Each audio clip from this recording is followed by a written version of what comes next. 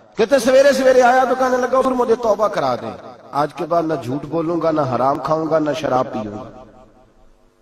تو کہتے ہیں جتنے لوگ بیٹھے تھے کان کھڑے ہو گئے، کہا تجھے کیا ہوا؟ کہنے لگا 11-12 سال کا نوجوان آیا مجھے توبہ کرا گیا۔ چڑھتی جوانی، 11-12 سال 14-15 سال کا بچہ مجھے توبہ کرا گیا۔ تو کہتے ہیں ہم محو حیرت ہوئے کہ اتنا سا بچہ؟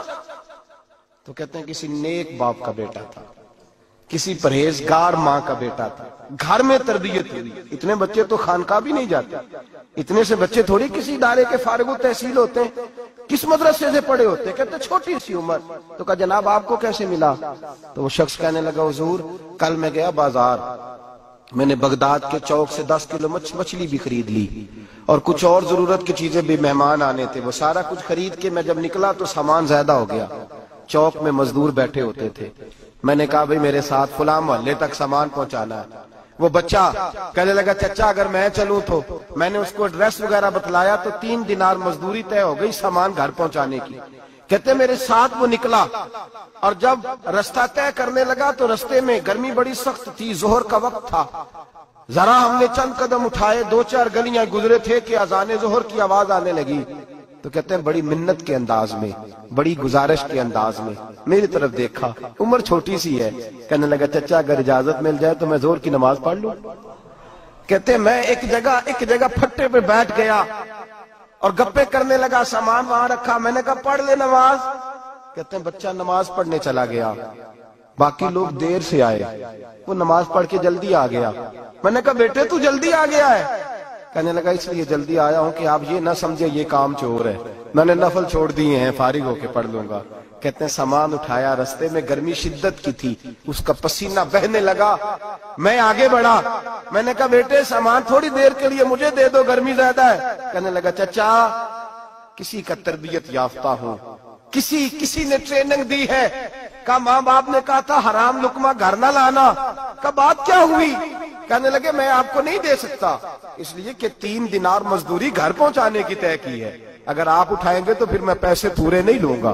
دامان نے توکل کی یہ خوبی ہے کہ اس پر پیبند لگے ہوتے پر دھبے نہیں ہوتے، میں پھر مزدوری پوری نہیں لوں گا، پیسے کم لوں گا۔ کہتے ہیں میں محو حیرت ہو گیا، اس جوان کی بات نے میرے سارے وجود تھر تھر کبا ڈالا کہ اس دور میں اس قسم کے لوگ۔ کہتے ہیں گھر لے گیا اس کو، میں سامان رکھا، میں نے کہا تم یہاں ٹھہرو میں 3 دینار مزدوری لاتا ہوں۔ کہتے ہیں پیسے لینے گیا تو بیوی کو بتایا بڑا نیک ہے، بڑا پرہیزگار جوان ہے، کہنے لگی روٹی پکی ہوئی ہے، اسے کہو دوپہر کا کھانا کھا لے۔ کہتے ہیں میں باہر گیا، 3 دینار تھمائے، میں نے کہا بیٹے ایک بات مانو گے؟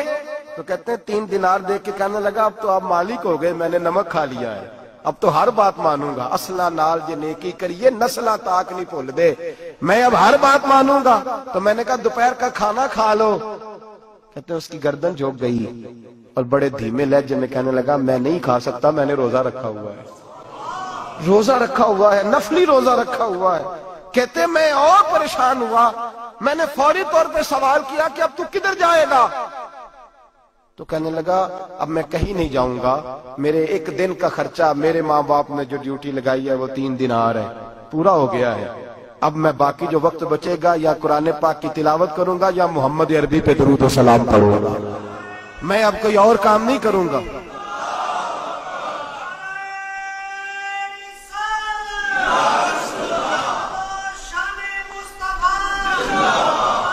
شخص کہنے لگا کہ میں نے کہا افطاری کر لینا، کہنے لگا مجھے مسجد بتا دو، میں جا کے اللہ اللہ کرتا ہوں، مجھے شام کو لے آنا۔ افطاری ہمارے ساتھ اس کی طے ہو گئی، مسجد چلا گیا، مغرب بعد لینے گیا تو کہنے لگا عشاء کے بعد آنا، اب تو میں نے پانی سے افطار کر لیا، کھانا کھانے جاؤں گا تو جماعت رہ جائے گی۔ کہتے ہیں عشاء کے بعد میں لایا، اس کو کھانا کھلایا، رات گہری ہو گئی تو میں نے کہا تو سو نہیں جاتا؟ کہنے لگا کوئی عرض نہیں، کبھی دور مزدوری کرنے نکل جاؤں تو رہ بھی جاتا ہوں، گھر والوں کو پتا ہے۔ کہتے میں نے مسافر خانہ کھولا، یوں سمجھیے ڈرائنگ روم بیٹھک میں نے کھولی، اس کو سلا دیا، میں اور میری بیوی اپنی معذور بیٹی کو روٹی دینے گئے اور ہم نے جا کے اس کو کھانا کھلایا جو ٹانگوں سے معذور تھی، اور ساتھ کہا کہ بیٹی آج بڑا پرہیزگار جوان ہمارا مہمان ہے، آج چڑھتی جوانی اور تقوی کی روشنی اس کے چہرے سے چمکتی ہے، کیا بات ہے، بڑے ہی اچھے گھرانے کا تربیت یافتہ ہے۔ کہتے ہیں بچی کو کھانا کھلا کے لوٹے، अपने कमरे में सो गए, बेटी अपने कमरे में लेट गई, तरस गए थे कि बेटी कदमों पे चले। तहज्जुद का वक्त हुआ तो दरवाजे पर दस्तक हुई, बड़ी बेचैनी के साथ उठे मियां बीवी, कौन है? बेटी की आवाज आई, अब्बा जी दरवाजा जल्दी खोलें। कहते हैं कलेजे फटने लगे, जहन बिखरने लगे, सोचे हैं कि वो 2-1 मिनट हमारे ऊपर पहाड़ बनने लगे। दरवाजा खोला तो वो बेटी जिसके लिए तरस गए थे कभी चलेगी, वो अपनी टांगों पे खड़ी है, कभी दौड़ के उधर जाती, कभी दौड़ के इधर आती।